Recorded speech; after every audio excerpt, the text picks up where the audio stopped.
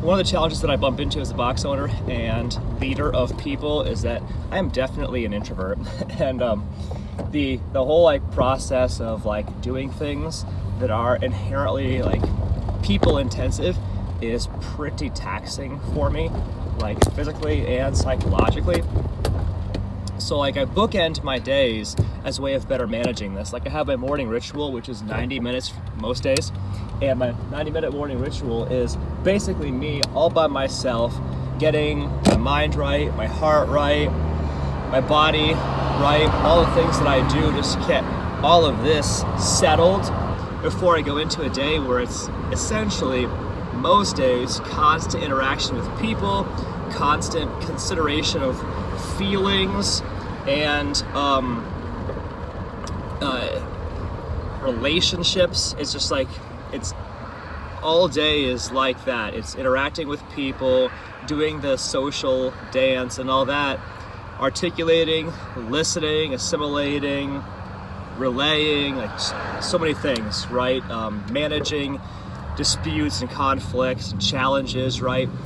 And then I have to end up bookending the end of my day where I try and spend a little bit of time by myself all over again. And the number one thing that helps me to decompress in the evening is just reading all by myself.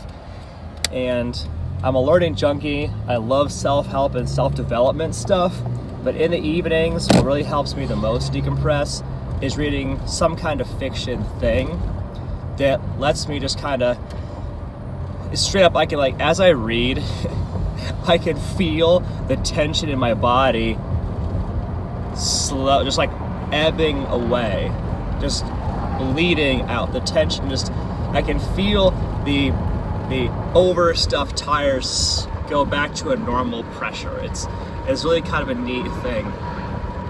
And it happens pretty fast too, like even like 10, 15, 20 minutes of reading in the evening, I am substantially more relaxed if I do that versus if I don't have that. Like I have a hard time like even like going to sleep in that sort of situation where I'm still like super wound up. And I can do it, but if I'm still super wound up, it affects my ability to sleep. And on the rare days when I can't have my morning ritual or can't do it to the full before going into my day, I find that I'm often like much more reactive, much more, I don't know, short-tempered on those days. And that means that the people that I work with and relate to don't get the best of me. So having these two, like the morning ritual and in a sense like a very small evening ritual, helps me. If I could actually expound on my evening ritual a little bit, it starts when I'm driving home in the evening. When I drive home in the evening, I listen to no music. My cell phone is off and off to the side. I don't check it, I don't mess with it on the drive home. I literally do like a post-game recap of my day with myself. I said, I came into this day and here are the things I wanted to achieve. How did I do? How did I do with it? Like, how was my execution of the game plan? Was it a successful day?